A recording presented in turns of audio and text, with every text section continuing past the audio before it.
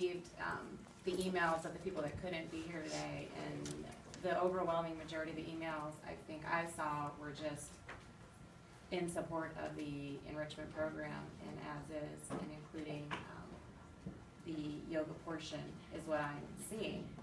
That's what I heard a lot. I heard, I had a small number, or maybe I think we all got the same ones, that, you know, had different concerns, but if we're listening to the parent community, to me, the overwhelming swell here from parents, from the principals, and from the teachers to accept this as it is for all the benefits. So I mean, I don't know if you have any questions about it or.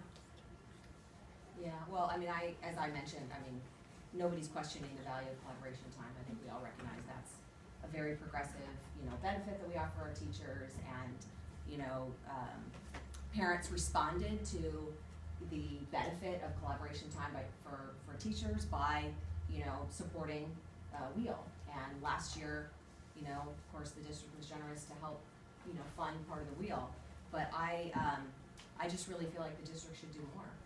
And you know, this is clearly a benefit to teachers. It's clearly appreciated by parents and by students. And you know, I think that if we have, you know, $800,000 to offer to enrichment and to support the site communities, although this proposal says it's actually $950, I'm not sure what the full amount is, but I think we should be able to offer that to sites on an unrestricted basis, so that each site can decide what they want to do with that money, and really go deep into the programs that, you know, are working, and beef up some of the other programs that they haven't yet had the opportunity to really invest in.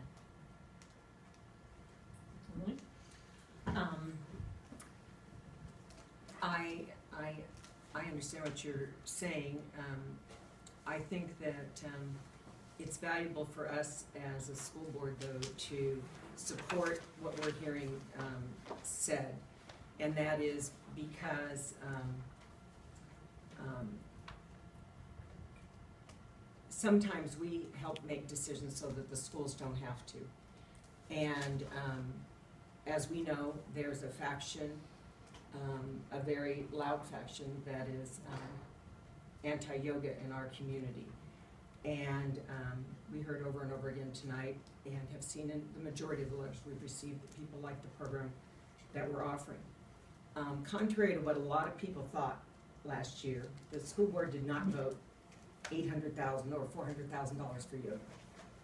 School board last year, and there are only two of us here tonight who were on that board, after a lot of careful discussion and examination, heard what mainly we heard from teachers, which is let's support yoga one day a week and let the schools make a decision as to what they do with their yoga teacher the other day of the week.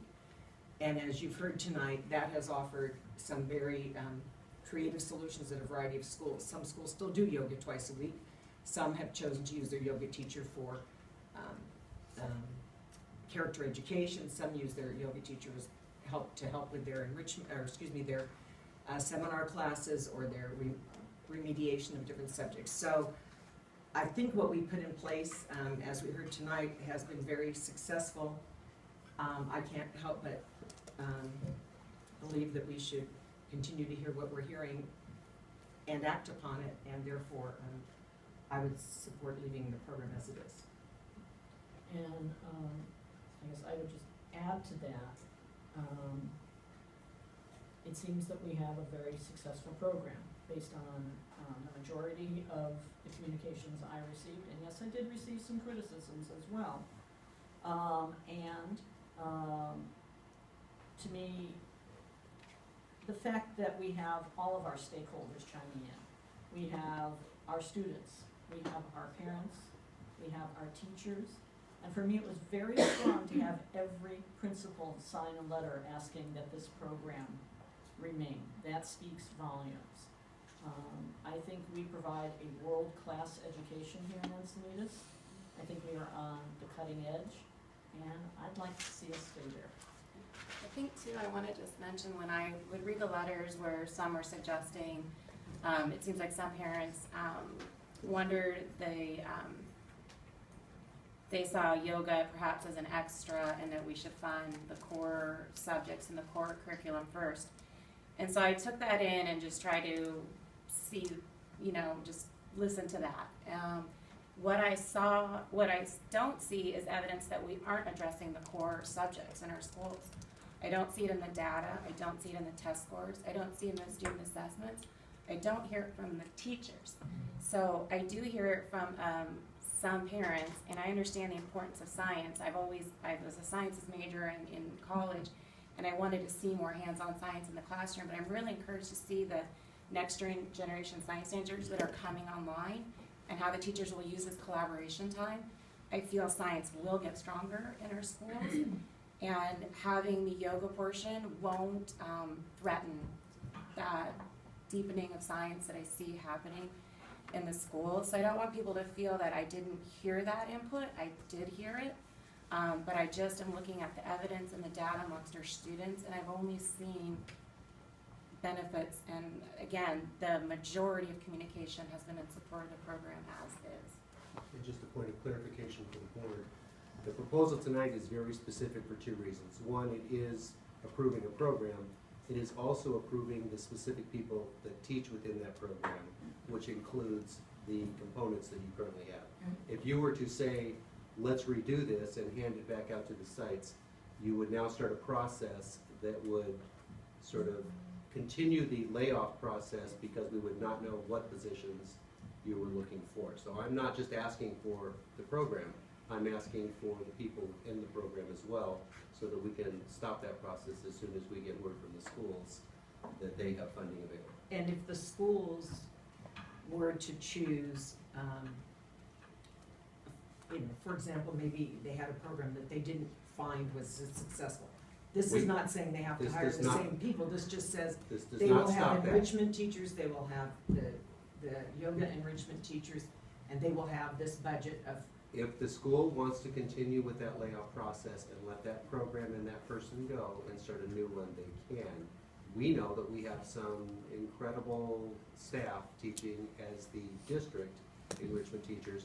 We'd like to get them back on board, and I've heard from a number of principals that they're ready for, as soon as the district has put their portion in of the site enrichment, they want to also then give us assurances they have the funding, and at that point we will have Angelica move forward with rescinding the layoff notices. And I think that's the other piece of what's going on here tonight, is we're talking about real people and real jobs. And we'd like to reassure those people as soon as possible. Well, and also so that they don't leave us and go elsewhere. That's the big thing, because if at this point these people have layoff notices, and if they and they could easily be picked up elsewhere because they are valuable. And so I just wanted to clarify that the schools would still be able to. The schools still have control of their site enrichment program. But that actually could have been avoided if we'd had this conversation maybe 60 days ago.